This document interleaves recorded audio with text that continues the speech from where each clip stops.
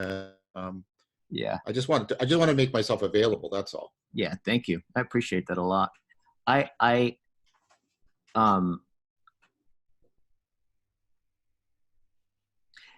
you know, one of that whole thing about our relationship to the potential. Yeah, how we can fall in love with it. Yeah. Yeah. And its relationship to the actual, the two differences between those. You know, I've often wondered about when we see somebody, right? When I see you and I perceive you, right? It's such a strange thing to know exactly what I'm perceiving.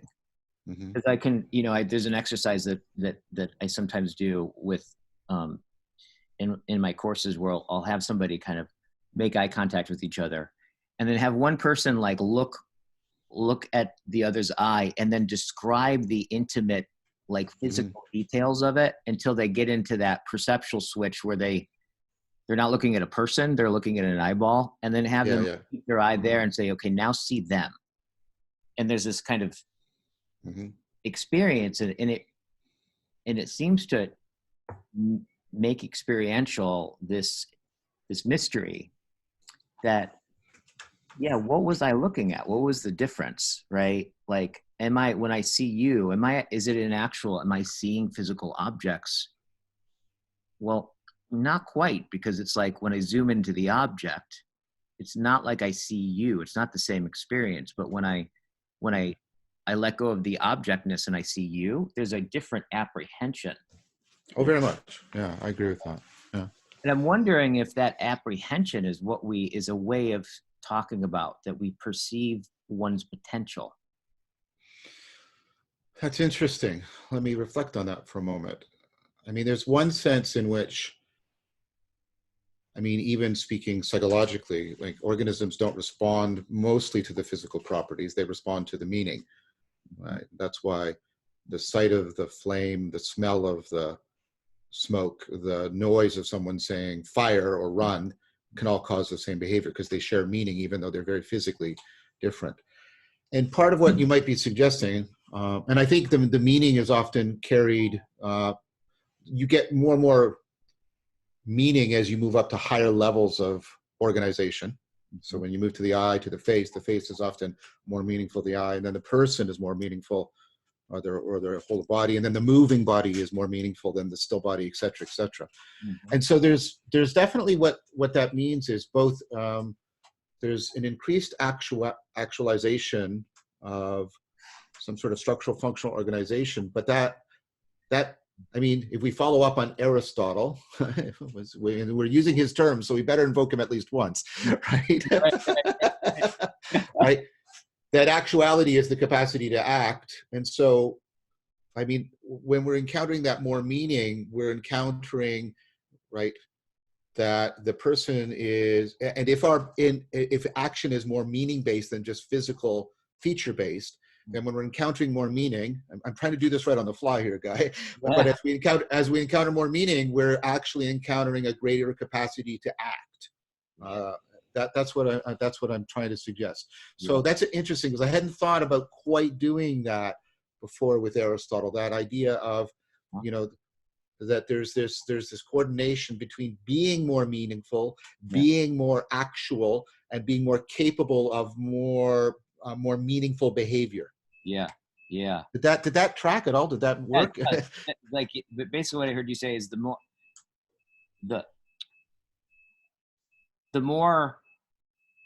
more potential I can see, the more I can act into, which gives me the ability to both, well,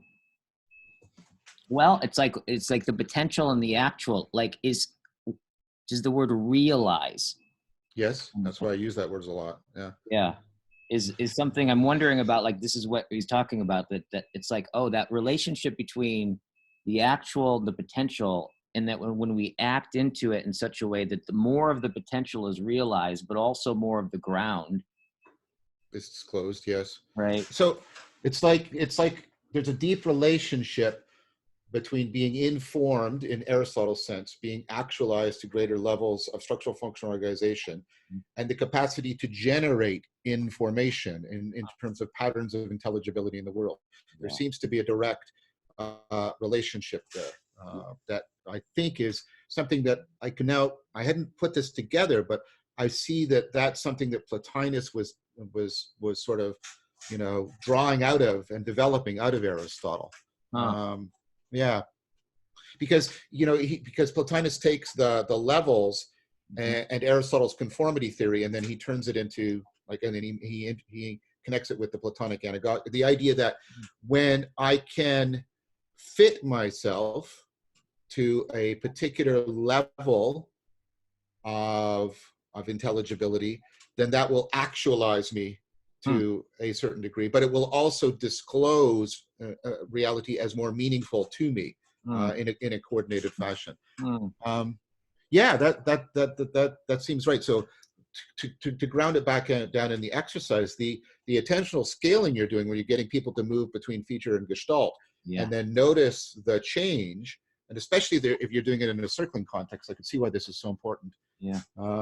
Is because you're not, what you're doing is you're doing that you're getting people to suddenly experience that sort of expansive birth of meaning in the object, but it's also causing them to change to a different level of processing power, if I can put it that way. Right. Did that? Oh, yeah, totally. And I think particularly, at least what I'm attempting to do in that exercise, is to take something that just seems so given and ordinary and reveal the uncanniness of it. Oh, totally. And I think you're triggering the insight machinery when you're playing between. I think that's what drives a lot of insight is when you zoom in, you scale down, you break normal frames. Yeah. And then when you zoom back out, you're making new frames that you didn't have before. And you're very much, especially again, if that's done within a circling context in which people are in a participatory mode, that's going to engender wonder, because the very process of framing is also going to come in to their awareness, and they're going to start to wonder about what is going on in all this sort of sense making. Yes. Oh yeah. Oh, totally. And that's that. Yes. I just want to say one thing. Sorry, I'm just bubbling with excitement here. This is the kind of thing I want to do more of. Right? Where within Dialogos, where we try to articulate, where we try to bring some theoretical articulation to what's going on in the process, so that we can, if possible, make connections to the cognitive science in a way that will be mutually informing between the practice and the science. That's part of what I would like to be doing. You understand, I don't want to just sit back and theorize. That's not what I'm talking about. I'm talking about what we're doing here. Yeah. Oh yeah. In fact, I've read, I've read more books because of you in the last, and I've read books that are just giving me fevers with insights. The one I'm on, I think the last chapter of is this one. This is After Thinking and Being is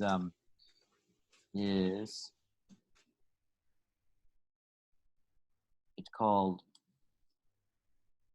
Philosophy. What does that say? It's about the guy who highlights that actually where philosophy comes from is a set of practices, right?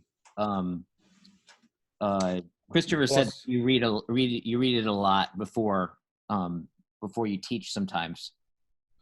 Is it Hadot or? No. Let me just look here. Hang on 1 second. It's change the.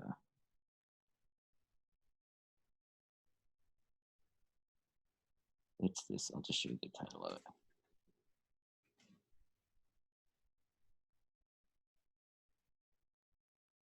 Philosophy as a Way of Life.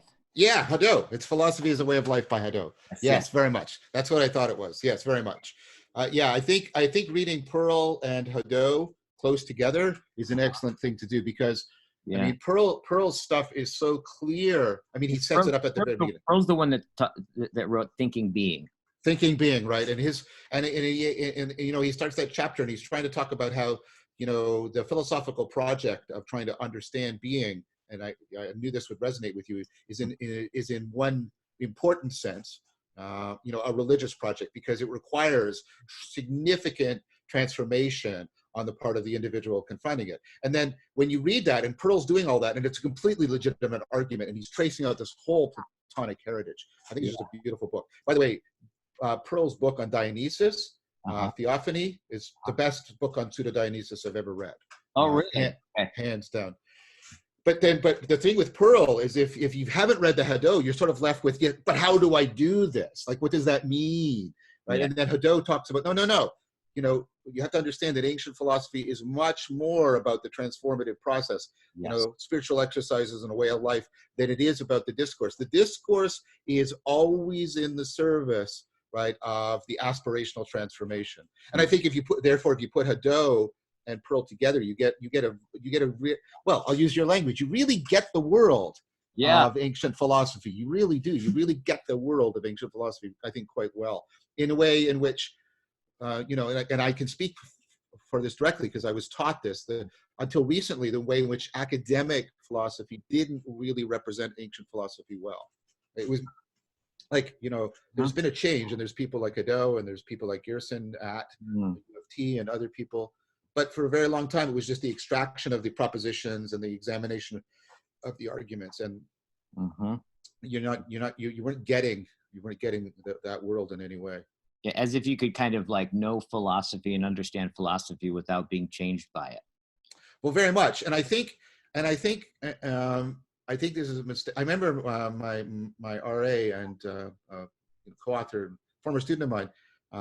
He took some of my ideas and he said, the thing about modern theology, that what makes modern theology modern, right? And you see it with happening with people like with Occam, is you don't have to go through transformation to get to ultimate reality. You just manipulate the propositions. And then philosophy picks up on that idea, right? That it can do metaphysics. It can talk about what's ultimate without requiring any significant transformation. This is triggered. I was just talking to Jordan Hall. Man, we're just spinning off of each other in this really wonderful weave, eh? Yeah. And we were talking about, because I was asking him this question, and I sort of said I want to dialogue about it. But we were talking about when you're trying to get into relationship with transcendence, right? That I was suggesting to him that it's like you're doing something like with the 4 kinds of knowing, like not triangulation, but quadrangulation or something, where all 4 of them are sort of converging towards the horizon, to use your term, right? Yeah. And that so the propositional is in there, but there's this vertical integration within the person. This sounds so Platonic, right? That actually affords you, because the idea is here's the idea I'm playing with right now. It's serious play, right? Is the complexification of the knowings, the way that they are each still differentiated from each other, each finding what is particularly relevant to them, but there's also a relevance realization occurring between them. That complexification of the whole person gives you the best machinery for coupling to, the complexity of the world, in a sense that you can better sense the ultimate through it. Did that? Yeah. And I was thinking about your, circling and these other practices, and Jordan was saying, oh yeah, I get that there's that sense of that. Right.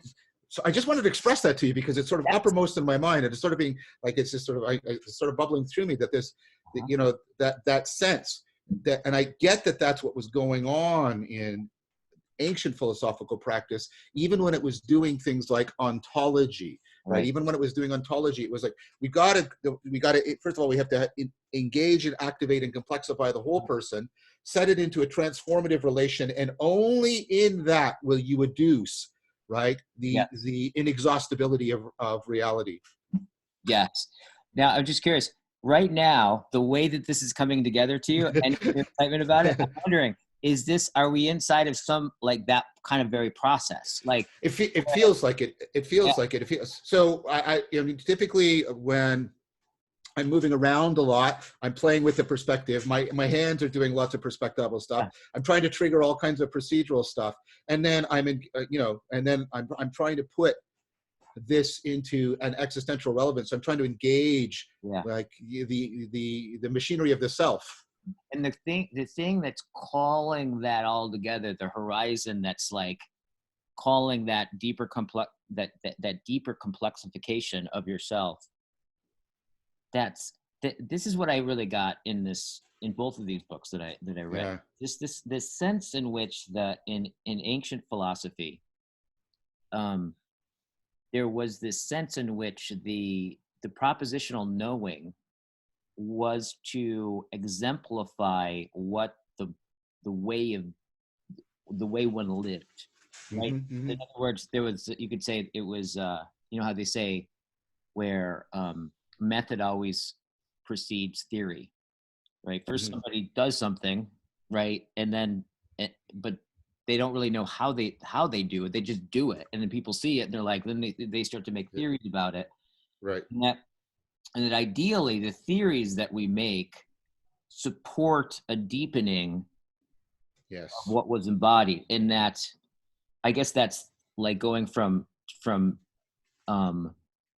like theora to theory to theora. That thing Yes. that you have Yes. that Yeah. uh-huh. So this is the thing that's sort of reverberating in me right now, the sort of multidimensionality of dialectic, as I put it. So there's a wonderful mouthful that you won't put on a bumper sticker, right? Don't put it So we've obviously got this going on, like between you and I. Yeah. And then you and I have talked already about, and this already gets us into the transformative relationship with the ontology, right? You've got this going on between, the dialectic between levels, ontological levels. But now there's the third dimension, which you've just mentioned. There's the constant dialectic between the kinds of knowing, exemplified in the dialectic between theory and theoria. And they're constantly talking to each other as well. And all three of these are like really exemplified in Socratic dialectic. It's all there happening in this really fluent, integrated fashion. And this is what I'm really excited about trying to convey to people, because I also see this, right? I also see, like, I'm going to the circling practice now, and I see this happening in the circling, and I also see people even marking it, like phenomenologically and propositionally. They'll do. Okay, I'll try. I'm not trying to imitate and mock anybody. Okay, so no, this is done respectfully. But they'll be in, right, the sort of something centered in the room, right, between everybody, and then they'll pull back, right, and then you can see that they're trying to do some theory. They're trying to, okay, what's going, like, they're trying to get some intelligible structure to this, because they want to be able to bring it back, because if they can't do that, they can't bring it back to words, and then they do that, and then you can, and sometimes they get stuck there for a while, and you can see them sort of, and it's funny how much they hold themselves back to almost gesturally convey that they're sort of stuck in theory. And then what will happen, and people will often notice, they'll say, oh, I felt you just moved back into your chest, right? And then you see them sort of, I don't know, I'm slouching is not what it is, but it's they go from here, and then they're, right, and they come in, and you can, oh no, okay, now they're back into theoria. Again, and so this is going on, and then of course, the dialogue moves between different ontological levels seamlessly. And then of course people connect and then reconnect and connect and reconnect. And then, and then there's a kind of hypercoherence that gels. I'm just getting into this, but I'm trying to, like I said, I'm trying to do ethnography. I'm trying to talk in a way that facilitates the participation, but also allows the connection to cognitive science. Yes, totally. And I'm so appreciating everything that you're saying, because all of that's real super familiar. And you're right. Those movements back and forth, and when people go, those moments are like, you capture those things. You can almost say, I sometimes joke, and I'm like, basically all you need to do is walk into a room, someone says something, and someone goes, and then you go, can you say that another way? Yeah. What they're gonna do, they're present as something opened up. They got something, yet it's not yet theory. Yes, right? That's right. Something was unconcealed, and then say it another way, and then they struggle in the articulation of it, and then somebody else goes, and you're like, if you just keep doing that long enough, eventually you'll hit God,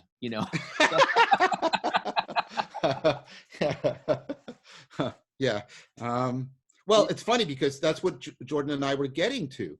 We were talking about that because I was talking about, because he had, I don't know if you saw it yet. I highly recommend it. Jordan and Jonathan Pajot. Oh yeah, Another. yeah. I actually texted you the link to it. You had already seen it. Yeah. Oh, I just one aside. I want to share something because I shared this with Jordan because I was deeply appreciative. So there was a moment when he said, I'm going to call him Johnny V, and there was, it expressed with quite a bit of affection. As I was relating to him, not that long ago, somebody who is a friend, not a close friend, what you would call a social friend, but nevertheless within that context, somebody I really liked, and I tutored her daughter. Well, she died recently, and the thing was, she was the other person that called me, and she just did it spontaneously. She called me Johnny V, and she used to do it all the time. Oh. And so when he did that, a person for whom I'm having growing affection and connection, and then it connected me to that other person. See, when I was living there, I was very displaced because I was in a very suburban environment, and I was often reminded of how much I did not belong there. I'll put that aside for now, but she was a beacon. She very much reached out, and she did this, repeatedly with affection and humor. And it was often in the kind of social situations that I would find very challenging. She was very much a beacon in that way. And so for Jordan to call that out, and that was it was really, really a powerful moment for me. And I just thanked him, and I said, I just wanted to say thank you for doing that. Yes. Right. So that's the aside. But we were talking about this, and this brings me back to Pearl. The stuff we're talking about, and this multidimensionality, right, of dialectic. And I was saying, because what comes across in Pearl is, if you're in this dialectic transformative coupling, you experience it as sacred. You can't experience it as anything else. It's just right. And what's astonishing is, I mean, I don't want to be dismissive, but how can people, what would it mean to do theology in which you're doing theology doesn't not make you come, or do ontology then, and you're not coming into, right? Like there's no sacredness, there's no wonder. And well, you got a professional life. No, that's not fair. Plato and Plotinus, they run schools for decades, and yet this is clearly present throughout their entire career. And so it just struck me as something that has, that's been fundamentally lost in some way. And so we were talking about that. We were talking about you and Jordan. Yeah, you and Jordan and I, because well, you're part of this discourse where, we're wrestling with this issue of, the religion that's not a religion. What does that mean? And again, what does it mean, not just in theory, but what does it mean in theoria? What does it mean in dialectic? What does it mean in theoria? What does it mean in dialectic? Of course, we have to do the theory because there's existing theories. We have a responsibility to them. Yeah. But beyond that, what does it mean in theoria? What does it mean in dialectic? Like, what does it mean for nous? What does it mean for, all of that? Yeah, totally. And one of the things I'm getting is that somewhere along the line, what got split apart, and this is one of the things I wanted to talk with you about, is first of all, kind of getting like how Socrates is just underlying everything, right? For me, me. Yeah. I mean, just historically, just the sense of the sense in which the love of wisdom, philosophia, right? Yeah. Was about a profound relationship with that which is most near yourself and that which is most cosmological at once, right? Oh my gosh, I'm so glad you said that, because I've been thinking about you and your nearness, farness, when I've been reading some of the stuff about Socrates, and how much self-knowledge is to, well, isn't yourself the thing that's most familiar to you? Well, in one sense, yes, but it's also the thing that's most mysterious. And if I don't properly inhabit it, then I can't get to the depths of the nearness, farness in self-knowledge, in Socratic self-knowledge. Like I can hear you in my head. Right. when I'm reading that stuff, when I'm reading it in Moore's book, or I'm reading it especially in Rappe's book on Socratic knowledge and Socratic ignorance and Platonic knowledge. Yeah, very much, and that and that therefore this is bold, but there is no way to bring those non-logical identities together, what's near and what's far, other than through radical aspirational transformation. Yeah.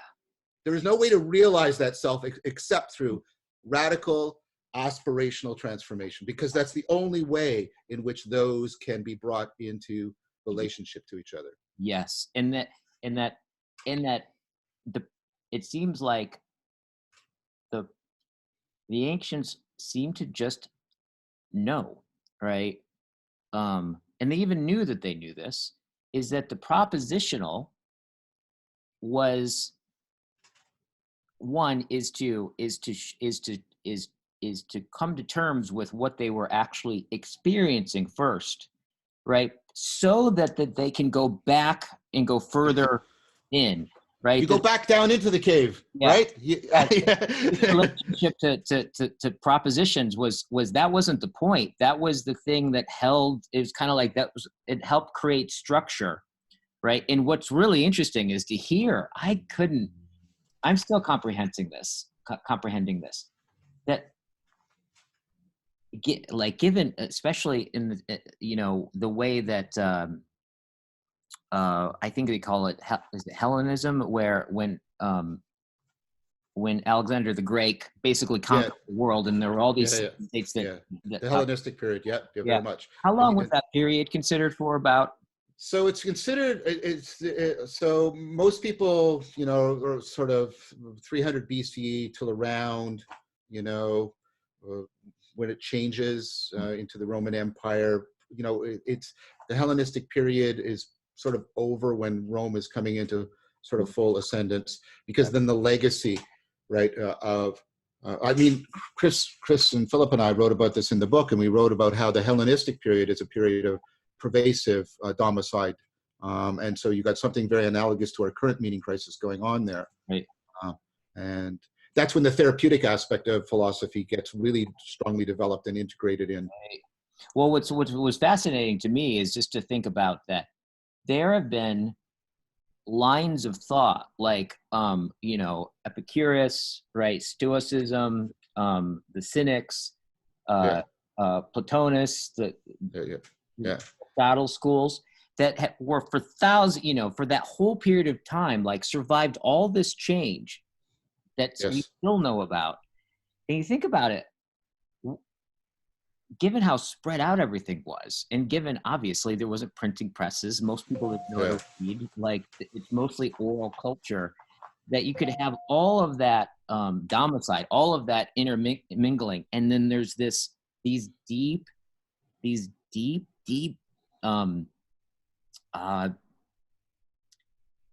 basically philosophical ideas that were passed on and made right over time. That is, first of all, that is profoundly stable, right? There's a stability there, but what's interesting is that it gave that stability, yet the theory, right, was in service, right, very much, right, to the theora, right? The act of that, right? Very much.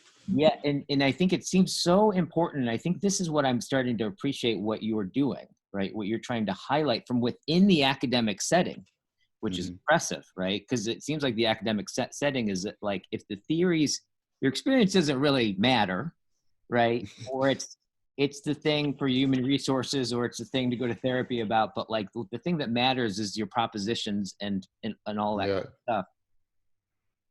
But I think it's just telling about like that the theory does hold, right? It can hold, but when it's in right relationship to the transformation of the person. Yes, and Socrates exemplifies that integration. Yeah, completely. And Hadot talks about it. There's an essay in that book, The Figure of Socrates, right? The figure of Socrates is as important as anything Socrates ever said. because he is so identified with that project, at least in the Platonic version of Socrates. He's so identified with that project of exemplifying, always exemplifying, never just speaking. And in fact, many of the dialogues indicate that the speaking sort of bankrupts, because what's actually carrying the dialogue forward is the transformation that is being exemplified in Socrates. Right. And what does it mean? So this is one of the things, this kind of gets us into our condition now, right? Like, yes. Like I think Heidegger has a beat on this that is horrifying. Notion of like the mania of techne, right? The yes. mania Yes. of like what I think that Nietzsche, in this way that probably drove him insane, right, was able to like name the ontotheology of the time while in the time, right? Yeah. Which is we go from this sense, this implicit explicit sense that that the cosmic and the most, like the far and the near, are one, right? Yes. In this very sophisticated way, right? And it like seemed to underlie the way people lived in the way in different levels. It affords aspiration because you have to have those. There has to be connection between them, or my current self and my future self are not connected. Yeah, totally. To where now, the only thing that's seen as valid, and even with postmodernism, is becoming that's being underpinned, right? Which is basically the sense in which where reality is somehow in the proposition, right? And that your experience, right, is, if it's connected to that at all, it's seen as subordinate to the propositional knowing.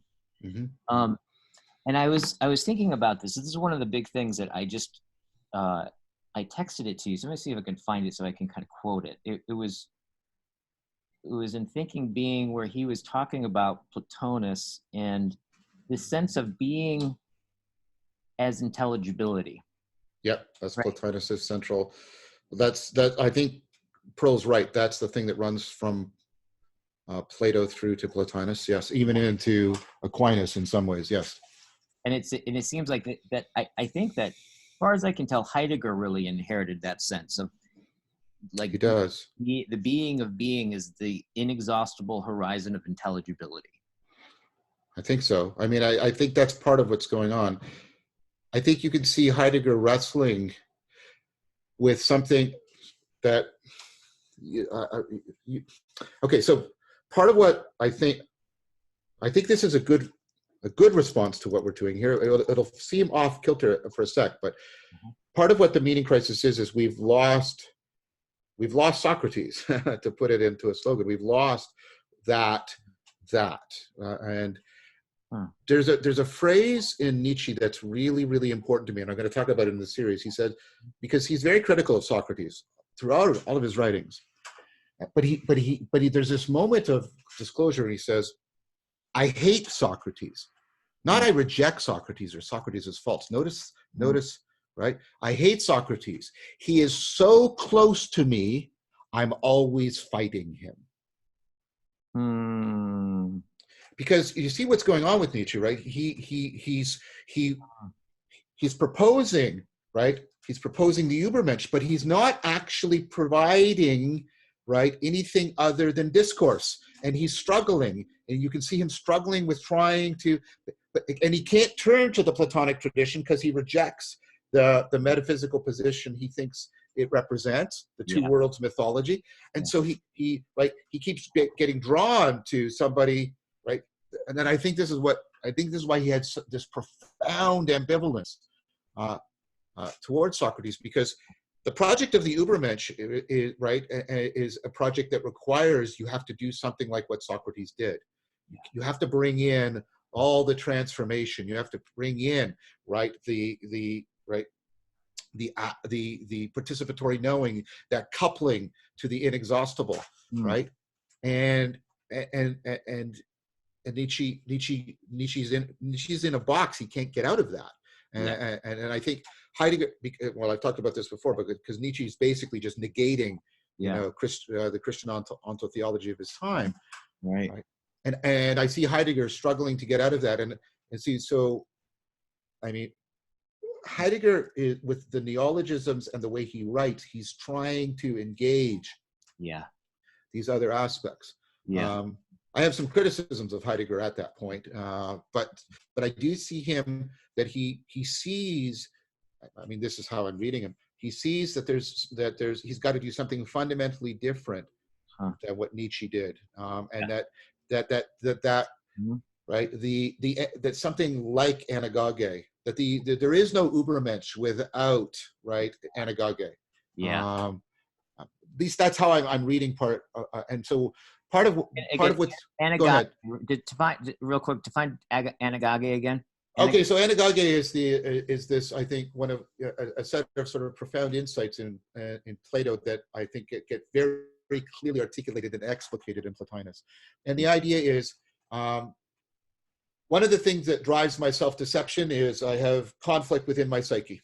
And my psyche is in that sense disordered and lacking in intelligibility. And then one of the things that wisdom does is it more properly aligns, and we've been talking about these alignment ideas all through our dialogue, right? It more properly aligns and thereby reduces, right, because the interpsychic conflict, if my appetites are not properly in dialogue with my reason, I'll bullshit myself because things will be improperly super salient to me, etc. So if I get what Plato calls the inner justice, right, I'm going to reduce the self-deception. But as I reduce the self-deception, and we were talking about this earlier, it's going to open up my capacity, my insight to see deeper patterns of reality. But then as I taste deeper reality, as I develop a taste for deeper reality, I then internalize that back, and I can more fully get at the depths of the machinery of the psyche. And then the whole thing does this. It cycles because they mutually afford each other. And what I get is I get two of my strongest meta drives being co-satisfied. My desire for inner peace and my desire to be in contact with what is most real. And this is the anagogic transformation. Now, what Plotinus added to that, because it's implicit, I think, in Plato's allegory of the cave, is, but what this means is, it's not, I'm not just cycling this way. You see it in anagoge means to ascend, because, as I said, as my psyche, let's say I'm more properly aligned, go back to our earlier thing, the four kinds of knowing, and they complexify, and that allows me, it enables me to confront more of the dynamical complexity of reality. So reality can now be more disclosed to me. I can couple to it, right? And then that's going to tutor me. I'm going to be able to internalize that in, right? And so my complexification and the complexity of reality are coupled together in mutual, like in this pattern of conforming, right? Eidos, intelligibility patterns. And so I think what Heidegger's trying to do with aletheia, I wish he'd said it, and I think he was struggling, but I think part of what he's trying to do with aletheia is get us to that sense of the anagogic disclosure of truth, as opposed to just a mere presentation of truth. Right. So in the aletheia, right, the things are disclosed, but they're disclosed in a resonant fashion, right? They're not just disclosed, right? And that's why he talks so much about your comportment. And he invokes a ultimately a Neoplatonic idea, the Gelesenheit, right? Now, I have some criticisms of Gelesenheit because I think it's too far. I think he's overreacting to the Cartesian imposition of the will, and he's going. So I agree with Barfield that he shouldn't have gone to Gelesenheit, because that's only half of Eckhart. Gelesenheit has to be paired with Dirkbrook, breakthrough. Breakthrough. Gelesenheit and Dirkbrook have to always be held together when you're trying to, right? And think about breakthrough and what we were talking about with the circling. Breakthrough. I have to break an inappropriate frame, and then I have to move through to a bigger frame, right? Right. Well, it's also interesting when you think about circling, like the practice of circling is simply what we're going to practice is being with what is. Yes. Well, you get, that can sound really static, but that's not when you get into it. No, is unfolds. And what's interesting is by, this is kind of the koan, right, that you chew on with circling is is let go of your agendas. We're not trying to get anywhere. But what's interesting, it doesn't mean that we don't go somewhere. No, what it reveals is the telos in the being, right? Yeah. It's like there's a dynamic relation that's already there in a sense as a potential in, you know, in this anagogic thing. And it, Very much. right? And so I'm reading Slingerland's book right now, Trying Not to Try, you know, drawn from the Taoist tradition, about, you know, again, because I'm trying to get, because this is very, I think, relevant to the Socratic project. Because like you said, if you try, okay, this is our agenda, we're all going to, in circling, we're going to see God or something, nothing's going to happen. But of course, if you're just sort of passive, right, nothing's going to happen. Like it's like, that's what I mean. It's like doing Tai Chi. It's like doing jazz. You got to set it up, but it has to catch for itself. Right. Yeah. Yes. Yes, absolutely. And now here's the, there's a few different threads, but there's one in which I'm really interested in this thing that you said in our email exchange about Rogers, right? Yeah. It brought us right up to that point, right? Which is, we're breaking out Rogers and all that kind of stuff. And at the end, you're like, you know, and then there's Socrates, which is about basically transforming. And Rogers is about healing. And he's like, at the end of the day, I'll pick Socrates, right? Yes. Yeah. That's right. Now that third thing, right? Whereas there's this relationship between you and I in the dialogue, right? Mm-hmm. But then there's this other thing that we're starting to talk about, which is, because I'm realizing, like, as we've been talking about, this is pretty much all I've been interested in with circling, right? Like, right. There's a lot of stuff around relationships because that's the form that we take, right? Is looking at each other. But for me, at the end of the day, it isn't about deeper relationships as the end goal, right? It's really about what kind of what even gives or calls forth those relationships in the first place, right? Yeah. So this third thing, right, that happens. So you and I are dialoguing, and then there's this other thing that starts to show up, right? Mm-hmm. Very much. I think is more of like you could say the philosophical intimacy of this kind of something transcendent that in some way realizes itself, and here's the Socratic circle that comes back around, like realizes that it was the ground we were already standing on. Very much. Something emerges that's not just personal disclosure, right? But in many ways, it's transformative disclosure. Transformative disclosure, right? Yeah. You're like that's what I meant when I was offering Socrates Beyond Rogers, is because, right, there's a sense in which there's an aspirational quality that emerges.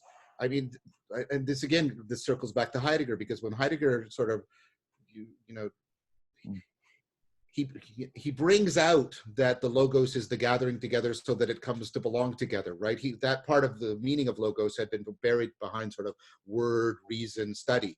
And then he brings back, well, no, but there's a more primordial meaning of, and so that's what I'm trying to get at with dialogos, that, you know, we're talking, but then and that's what I mean, there's something takes shape, and then it is normatively grounding, but also vetting what belongs in the dialogue.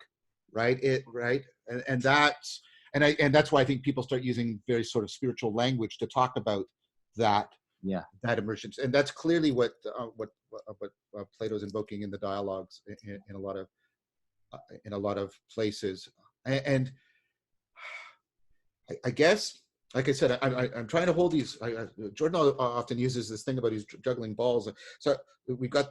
I just want to recap, because right. We've got the back and forth, like, right? And then we've got that as people are anagogic, they're ascending, right? There's this coordinated mutual disclosure, and that's why it feels like love, because mutually accelerating disclosure is love, right? Between reality and the psyche. The depths of reality and the depths of the psyche are calling out to each other, and that's the ontological. And then theory and theoria are dialoguing with each other. And I think what you're putting your finger on right now is I would say it's the fourth. There's a fourth thing that between all three of those, that's really hard to speak, but it's taking shape between all three of those, because those three, that's what I was trying to do with the axes model. They're not orthogonal to each other. They're highly coordinated with each other. Right.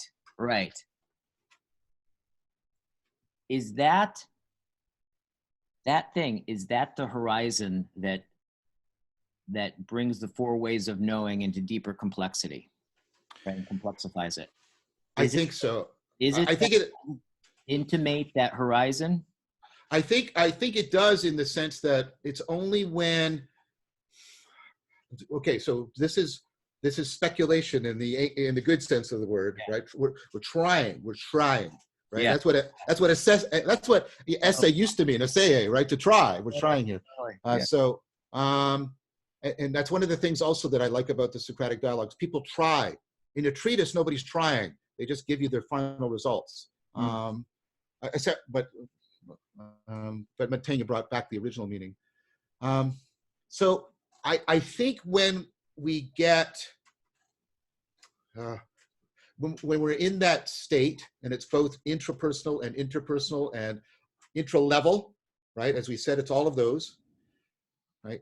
I think that, like I said, that gives us our best coupling, so that we have,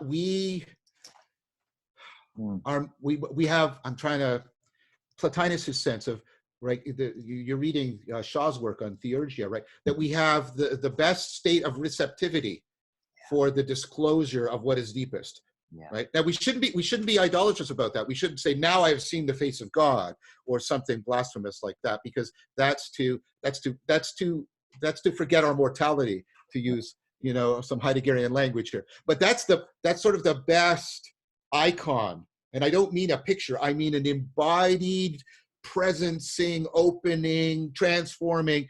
That's our best icon of the ultimate. That's what I think. And so I do think it acts, therefore, as a normative touchstone for us on coordinating the four kinds of knowing. Wow. That's my best attempt. Take us out. Let's just be with the attempts. Let's just kind of like look at it. As David White would say, may we have the kind of conversation that our linguistic loop called ourselves can't survive. Yeah, that's right. Yeah, we have the kind of conversation that you cannot survive through. Hang on a sec. I'm just getting my power cord. You got it. There we go. Totally. See, it's so just kind of saying all that, right? So sitting with that, how do we do? Oh, I thought it was really good. I mean, I feel that, the discussion both with Jordan, we should have recorded it, but we're going to maybe record the next one. But on the other hand, there's a good reason why we're waiting. But the discussion with him and the discussion I'm having with you, right? Well, it's more than a discussion. It's dialogos. The dialogos, and then the dialogos that you've been talking about. You see, this is the other thing, and I'm wondering if this is part of the fourth, right? Is you talk about this more sort of meta dialogos. There's a dialogos happening between the dialogues, right? And you often do your hand swirling thing, which I really like, right? Yeah. Right? And it's like, oh, and it's such a fantastic gesture, because in sort of like a Harry Potter fashion, I sort of see all these globes that are all these different dialogues, and then they're all right, they're all swirling together. And so I think every one of these, and then also what's happening between them, is helping me tremendously. And again, it's not just theory, because I'm coming to the conclusion that one of the ways in which the meaning crisis expresses itself to us is in our deep forgetting of Socrates. Our deep, and all of this, what's happening in the sense that I talk about in the series of sati, this is to deeply remember. We're trying to deeply remember again. Right. And it seems to me, tell me if this fits in what we're just saying, is that maybe because it's also in the background, I'm reading these books and all these conversations, and there's this kind of backdrop of like the religion of the No religion. no Yeah. religion, and I'm getting this sense of this remembering, right, of this switch in priorities, right, Yeah. of where something about this restoration of the right place of theory, Hmm. right, Hmm. in that part in that we stand on the theory that becomes our ground, right, that then if it's good theory, right, it allows us to see to move towards the horizon, to hear the horizon better, right, Yes. and it's weaving, but Yes. that it's this relational component, like this agagage, this Yeah. circle, the Socratic dialogue is the working of those things out, but that it Oh, seems yeah. really, really important not to diminish theory at all. Like, Yes. No. No. Very much. but Very much. understand its rightful, like where it's powerful, right? Yes. And how? Yeah, Yes. and then its measure is, does it? It's like its measure of whether or not it's working is, does it allow us to become closer to the mystery, right? Can we see? Uh, this is, and I think this is, and this is somebody we haven't talked very much about, uh, but I've mentioned it before. I think this is the deep insight of James. I think this is what pragmatism was supposed to be. Pragmatism, I think, has been sort of been made very thin in terms of, oh, it's a particular theory of truth, and it's a particular theory about sort of how you do epistemology. I think that what you just articulated is no pragmatism, because James is much more I don't know what I want to say here, like religiously, a religious sensibility, right? Yeah, But never wanting to lose the value and the role of scientific theory. That's why he's very much an important figure for me as well. And so I see pragmatism not just as like, well, truth is just what's utility, and what we do is we're just fallibilists in our epistemology. And no, I think what you just articulated is like, no. The deep practice of getting theory in the right place and in the right set of responsibilities to the other knowings, that's what pragmatism is on about. It's about that the propositional knowing is not self-sufficient and has to be put into right relationship with the others. And I think that needs to be explored much more when people are invoking pragmatism.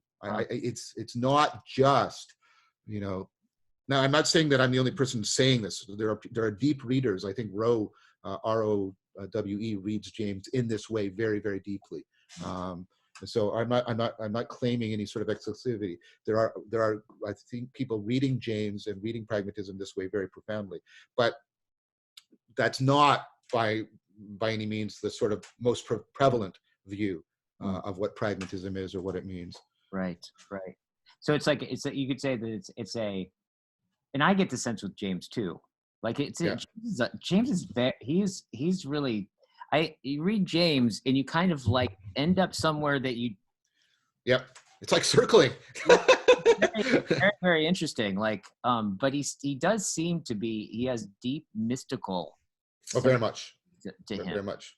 But it sounds like it's something like where I think, America, pragmatism is understood as more like, okay, like it's true enough, right, in relationship to our goal. Yeah.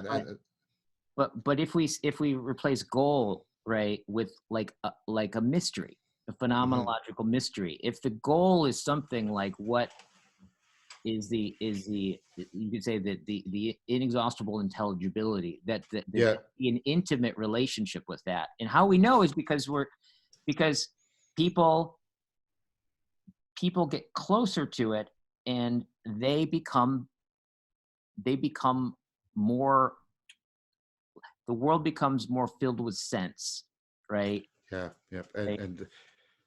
And I go stronger, and I'm not trying to box you in. I think the world gets better, Yeah. and I think that's ultimately what's driving James.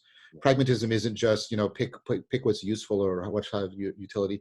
There's a sense in which, and it's not that it's just good enough. No, it's that it's making good, but there isn't any kind of final Yes.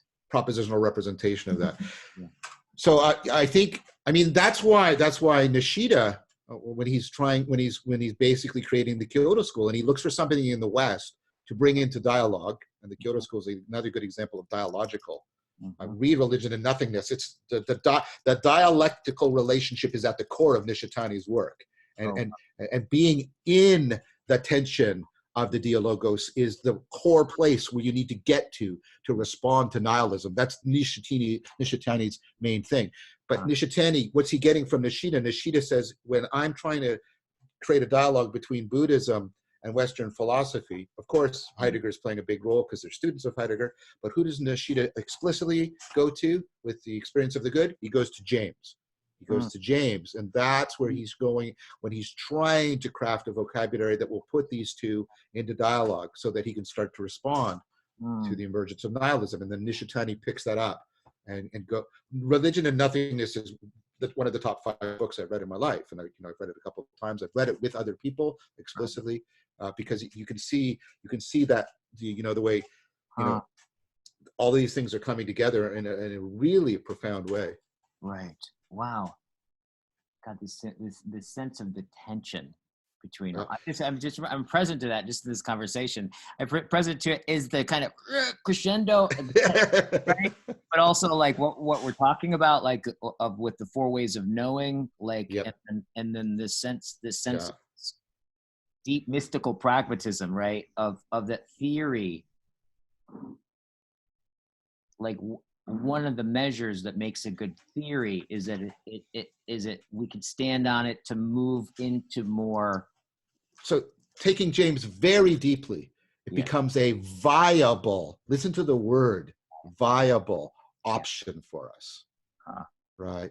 And this is very much like what Frankfurt talks about when things, the opposite of things being unthinkable, when they're thinkable for us. And he doesn't mean inferable or imaginable. He means that an agent arena relationship is inhabitable and internalizable and livable for us. Yeah. Right? Yeah. So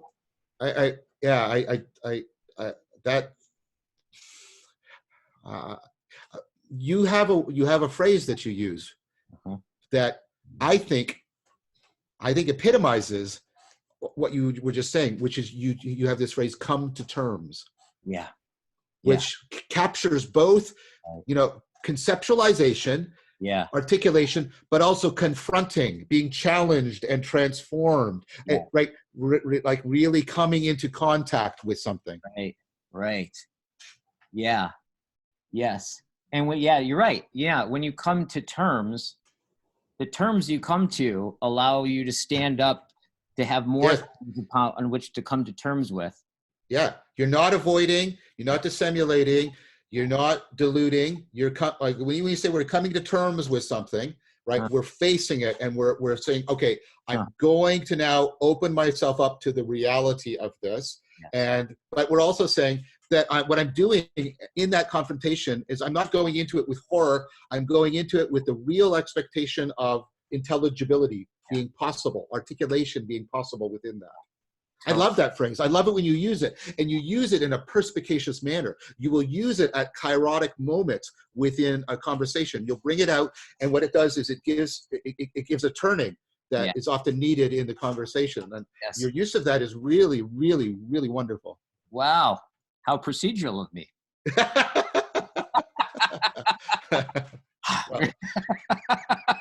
But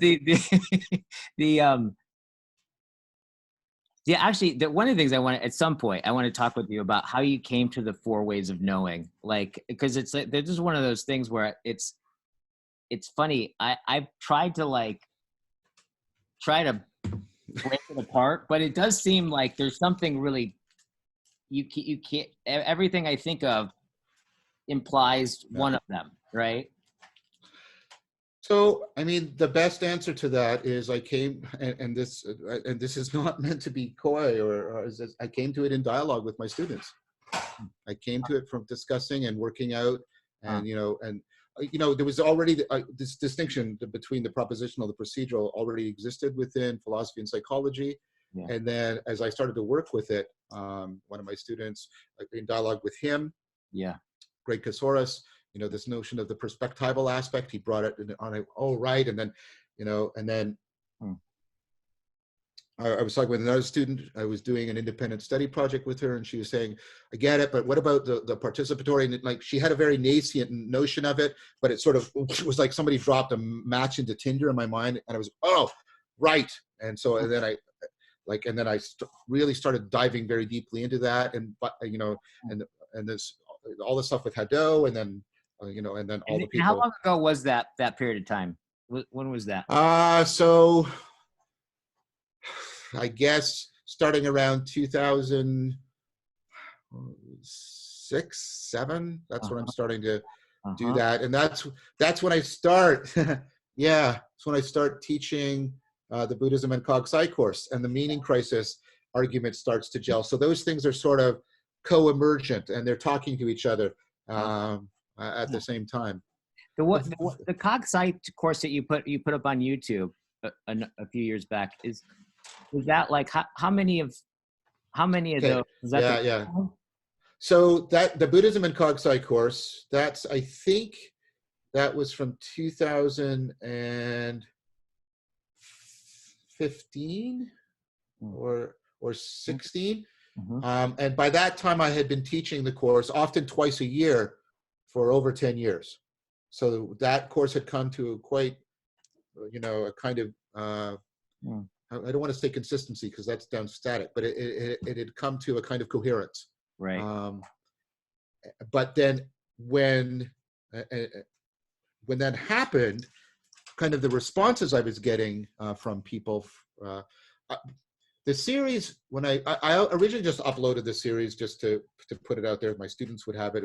It was more of a pedagogical tool. But when I saw the response beyond just my students, it sort of made me think. And then one of my students, again, after he had done the course with me and finished another course, he came up and he said, it was Alan Kyun, whose name appears at the end credits of every episode. He said, you know, you got something here, but the previous series, the way the production value is so poor, it's imprisoning what you have to say. It's preventing it from being more. And he said, you know, I'm a professional, my dad's a professional, and he's got friends. Let's really raise the production quality. And so I thought about that, and I said, okay, but I want, and I came to it, and and I said, like, I want you to really understand that I'm going to ask for a bigger commitment, because I want to incorporate the whole argument that I've never presented, because I have different arguments, different parts of the whole argument in different courses, and I want to put them all together, and also with all of my ongoing recent research, because the best teaching is to share your most current and insightful learning with people, right? I said, that's what I said, don't do this if you don't want to, but that's what I'm going to ask you to commit to. We're going to not only improve the quality, we're going to increase the scope and the depth of this, and try to get right. And he said, I'm in. So that's how it happened. Wow. Okay. Got it.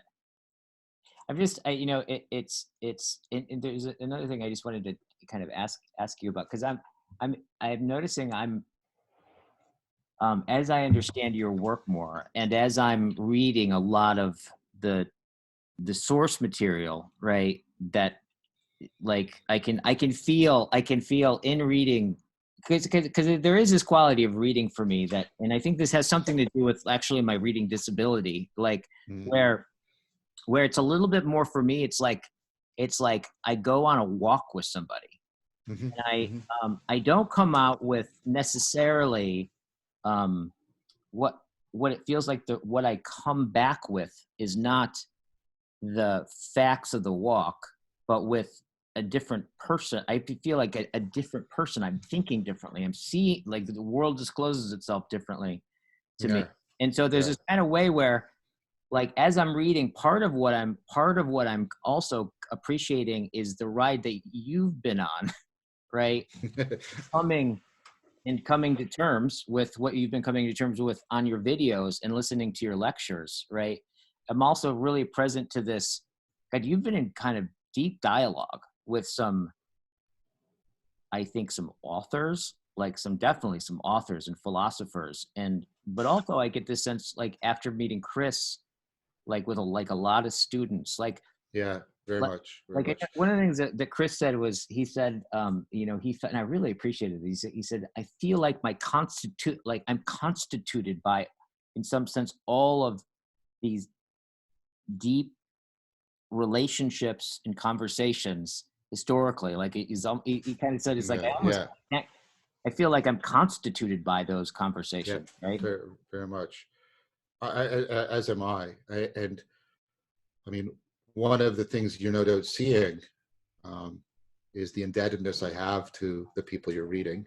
Yeah. And what I want to articulate now is the indebtedness to my students for where I am and what I'm capable of doing. Yeah. Um, and you know, and many of these students go on to be much more than students, like Chris and Jin Sung and Thalia and Leo Ferraro, and you know, there's so many of my students that go on to be so much more. Mm. You know, Anderson Todd. I mean, many of my students go on to be people who become constitutive of what I'm capable of doing in the way you were just articulating. Mm.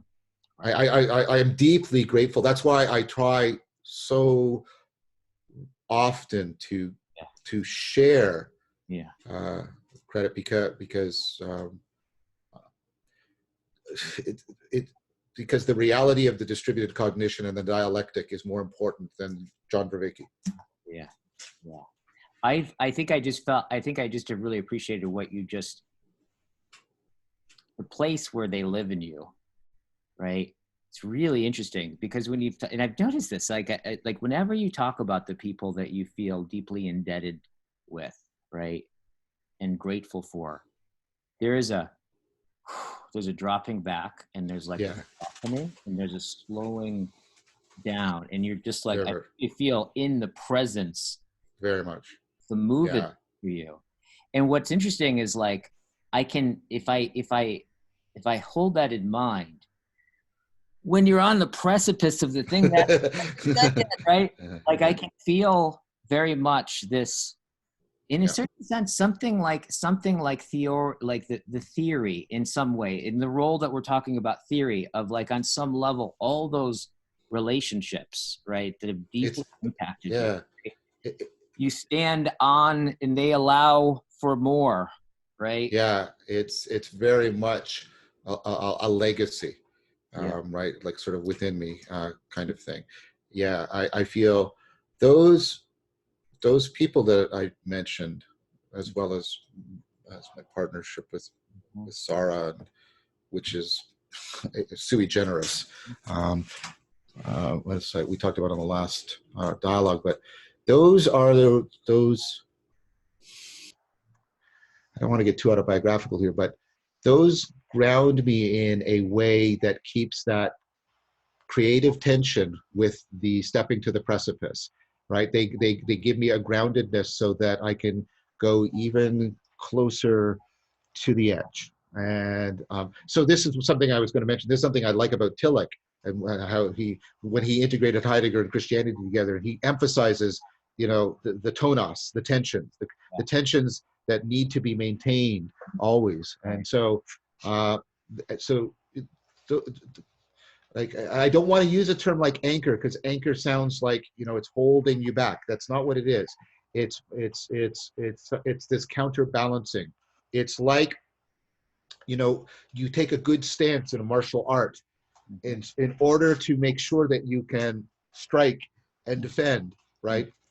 So you have to be like, I often warn my students. I say, you know, if somebody's like this and they're sort of jumping around, chances are you're all right. But if you see them sort of sink and take a root, you're in a lot of trouble. That's the word I want: rootedness. Yeah. See, that's it. Yeah. They give me a rootedness, Yeah. so that, like a tree, right? It's rooted near the precipice so that it can fling out its branches over the precipice to get light that has not been gotten before, right? But that's due to the depth of the rootedness. That's, if you'll pardon a very clumsy metaphor, that's what I'm trying to articulate.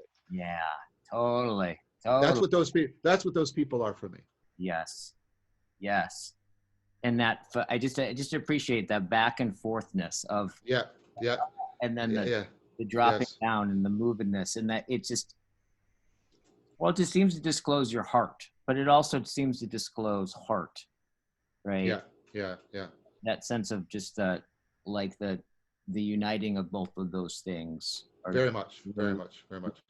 One of the things I was wondering too about was, and I wanted to, I've been meaning to come back to this in our, I don't know, we've had 5 conversations or something like that.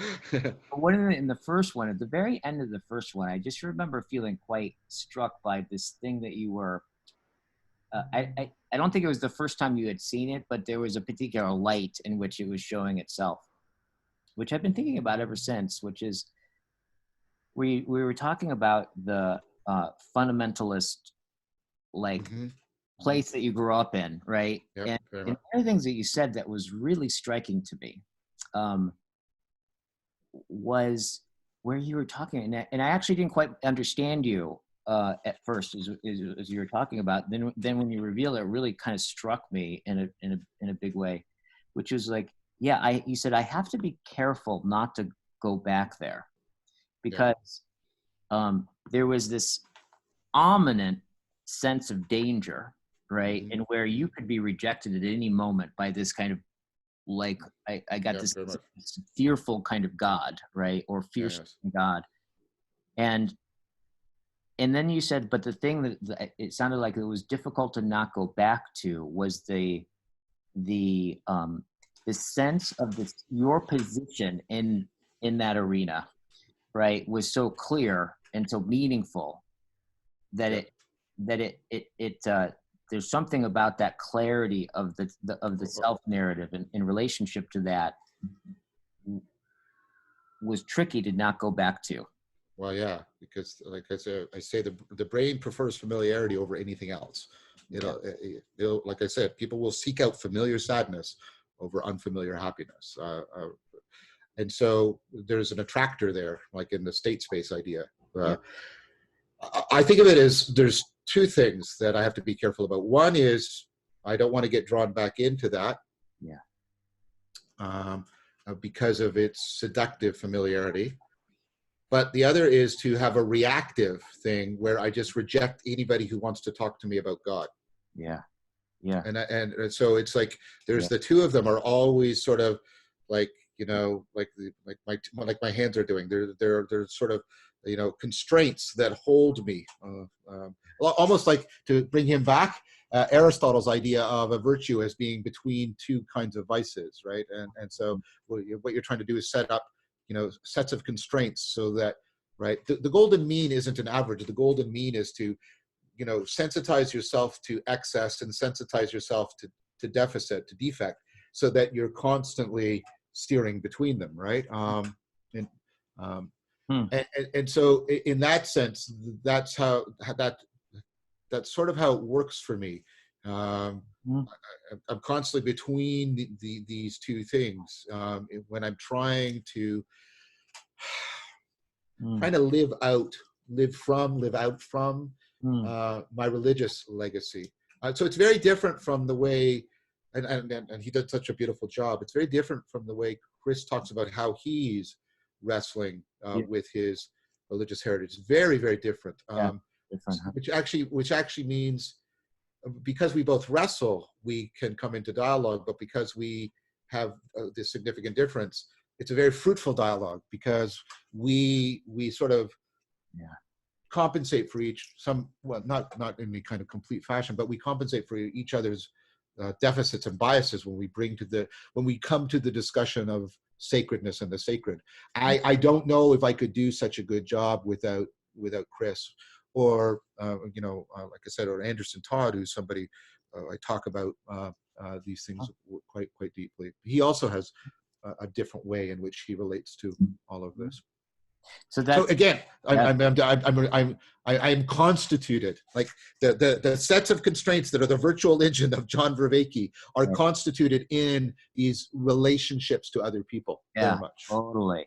And there's something about too the thing that we talked about last time, which is just really striking to me. Which too is where I think you had talked a little bit about your experience of being where you burned some people out, like, because as you Oh said, yeah, the yeah, abyss, right?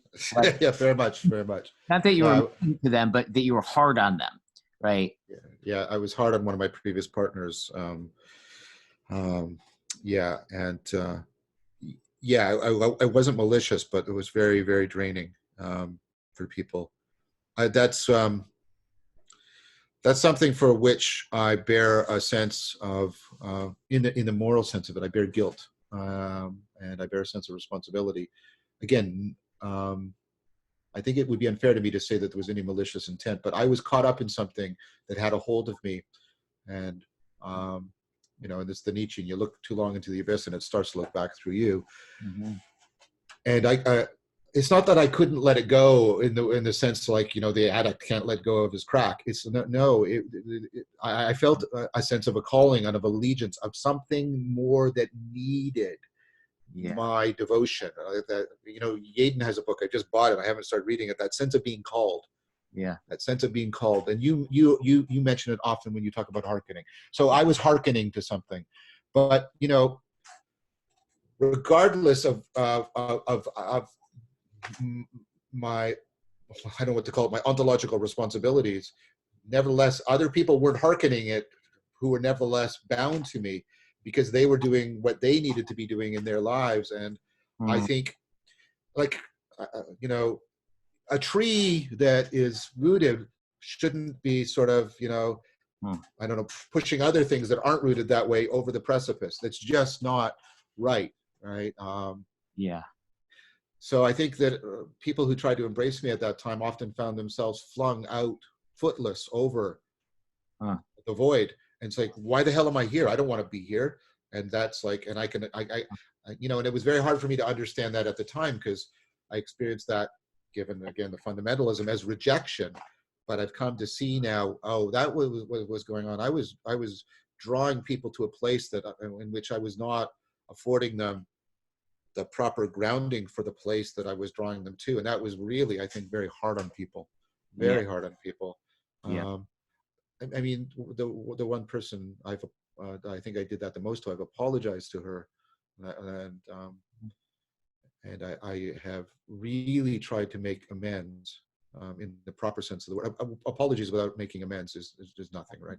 Mm. And so I've tried very much to make amends in my action and my Mm. relationship to her, because I feel yeah, I feel a tremendous sense of responsibility for all of that. Yeah. So yeah, that's something that's also a template in my mind of what not to do with people. And I think there's a time when I might have done that again, and I made that mistake again. And so I'm very with a particular student. Although that's a much more murkier situation, and I don't want to go into it for confidentiality reasons. Mm-hmm. But Mm.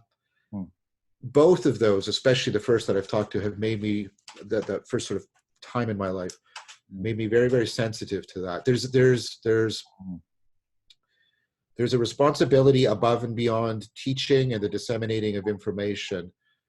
It's very hard for me to articulate and put in words, but to be very, very to cultivate the appropriate virtue in the Aristotelian sense, so that people are drawn into the zone of proximal development, but not drawn over the precipice. Yeah, totally.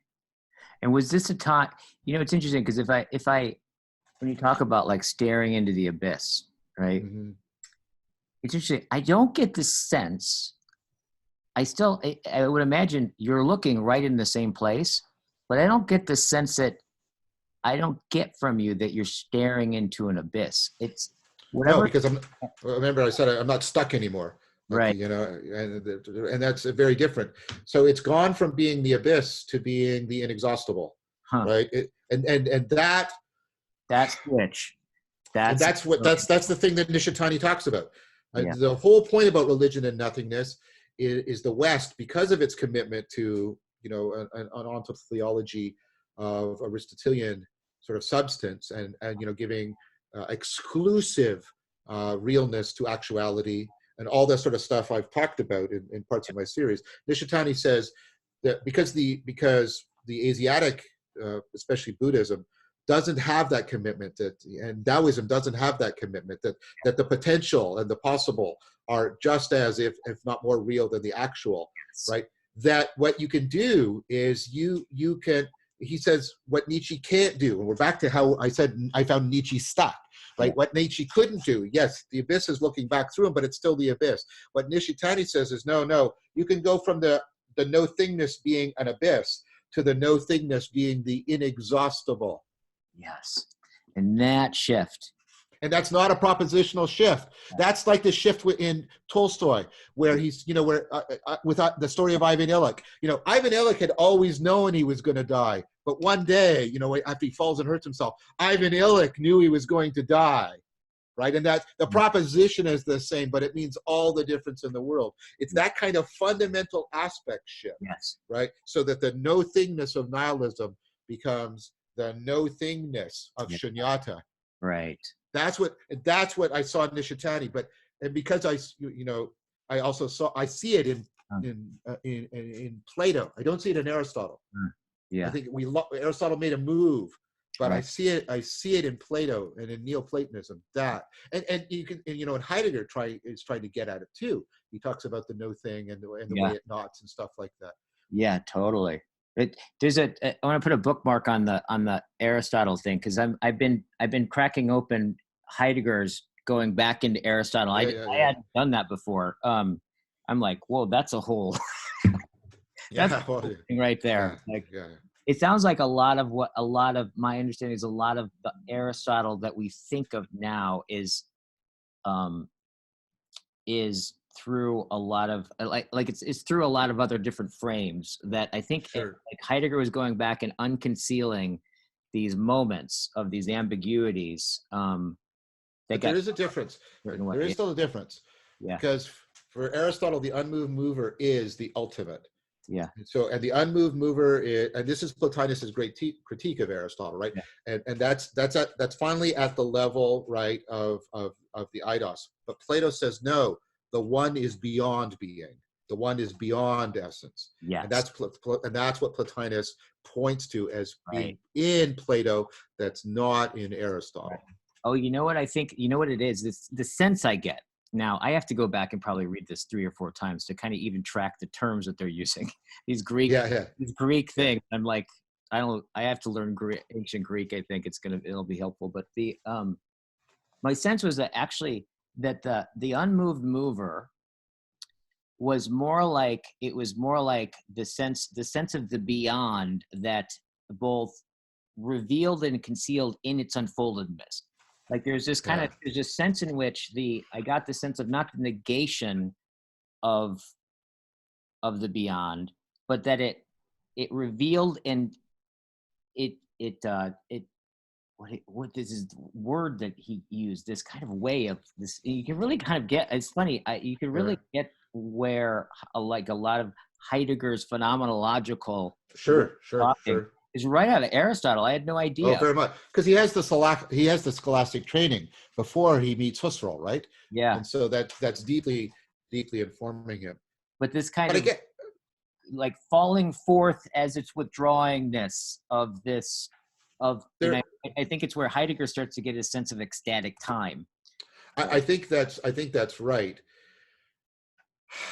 So Plotinus argues that even in the eternity of thought thinking itself, which is what the unmoved mover is, you still have a vestige of the subject-object relation, and so you have not got. I'll use some Heideggerian language. You've not got to what ultimately grounds the relation itself between the subject and the object. Right. And so Plotinus says that's something that must therefore transcend, right, the unmoved mover in a deep fashion.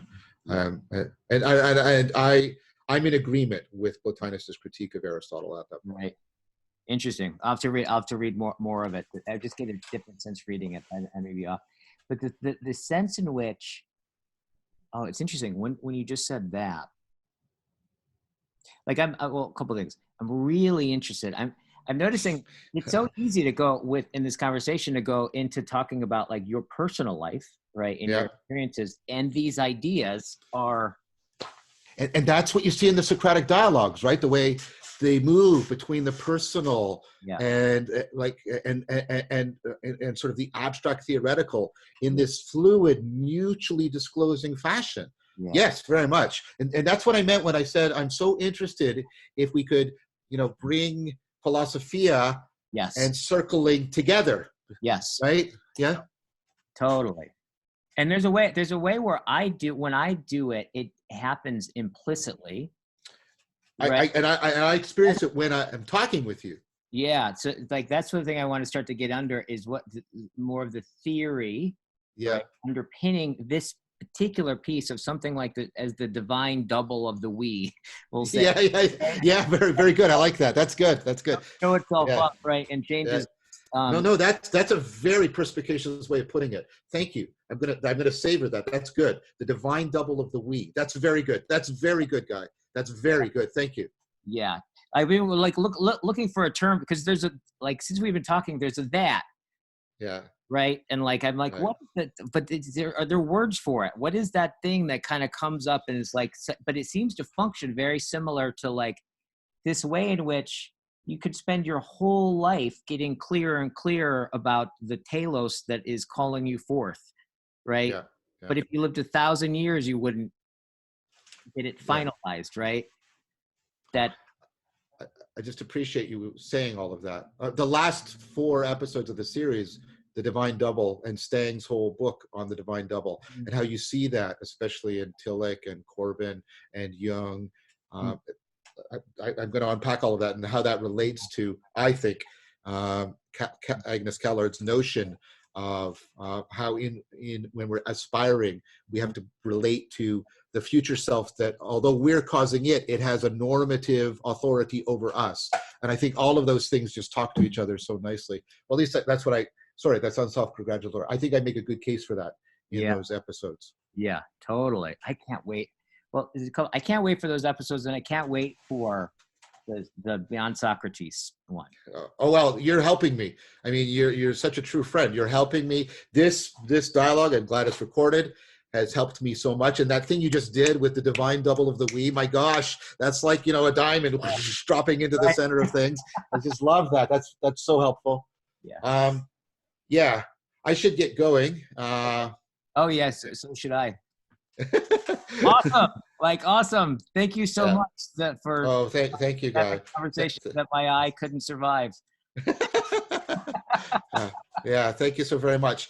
I again, the manner of what we were doing, and what you just brought into the center of the dialogue a moment ago about the fluid movement between theory and theoria, that's central to trying to get clear about dialogos, really, because if like I said, if I see it in you, and I don't mean this in any criticism of the people I'm circling with, right? But what I want is, what I'm looking for in order to understand Socratic dialogue and afford responding to the meaning crisis is a deep integration between circling and philosophia, like we've been exemplifying here. Totally. And I think what you talked about, the difference between transformation and healing. Yeah. I think one of the things that there's a lot of stuff that comes into circling, right? And this is what some of the difficulty I've had in it spreading is that, like, a lot of people are drawn to that, which this isn't a criticism, right? No, I get what you're going to say. Yeah. Right. But they bring a lot of therapeutic kind of therapy oriented healing, personal growthy kinds of things. That is like, it ends up kind of guiding what is or isn't found. Yes, like, that's right. And so, like, one of the things I really want to do is just kind of open up get that sense of just like, no, this is mirroring about like being confronted with the fact that you are and that we are and how mystery of that and getting closer to it, right? Yeah, But no, for sure. there's a way that you can do that, but there's a way for me anyways of doing that over and over and over and over and over again, where it's like I can do it in multiple contexts because it's a taste of something that you can orient towards, right? Yes, very much, very much. Right. But there's something I think about what's still available in our technological era, right? Yeah, That can't seems like technique can't you can't optimize relationship. There's something still available, right? That happens in relationship that at an experiential level that can reveal that we're still available for. We're still available to be reached. So I think that there's one of the reasons is why I think my attention has gone on relationship because I'm an only kid. Like on some level, yeah, like people fucking exhaust me, right? Like yeah, relationships yeah. and stuff. Like, but I think why I'm drawn to that particular space is because that there's still something alive that hasn't been reached by our modern age. That that when people experience it, it still has transformational power. I Um, agree with that. I agree with that. yeah, I emailed you some papers and about some cogsci about this, yeah. about how brains get into a kind of synchrony when you get deep dialogue going, Huh. but also some terrifying stuff Mm. where they've actually physically linked some rat brains together. And what you get is you get a distributed cognition that can solve problems that no individual rat brain can solve. So it's kind of a proof of concept of the processing power of distributed cognition. Oh, And then what is terrifying in the Heideggerian sense is they've done that now with some human beings, where they've directly linked brains together and got the communication going. So there's stuff looming on the horizon that's both pregnant with possibility but pregnant with threat that we definitely need to bring into this discussion. And then one of the things that's like interesting about this is like with relationship, there's a feedback loop that I think can regulate that's Yeah. in, like going evil or good, or evil or Yes. Yeah. good, Yeah. right? Yeah. And it's our sense of obligation to the other that Yeah, Lev very much. talked about. Yeah. Like that there's something about that too, the constraint of that, right? That Yeah. phenomenological sense of morality of the other that And facing people that Levinas talks about, the face, same right? thing And that there's happened on Twitter. yeah. And one of my concerns is that this direct there, and I mean the genie's out of the bottle. Once this direct linkage stuff becomes available, we're going to lose the face-to-face constraining, which often carries a lot of the moral relationship that Yeah. you've just been articulating. Well, anyways, I sent you some papers. You can take a look at them Yeah, because my wife came here too. Talk to you later. okay, my friend, take Bye. care. Bye. Bye.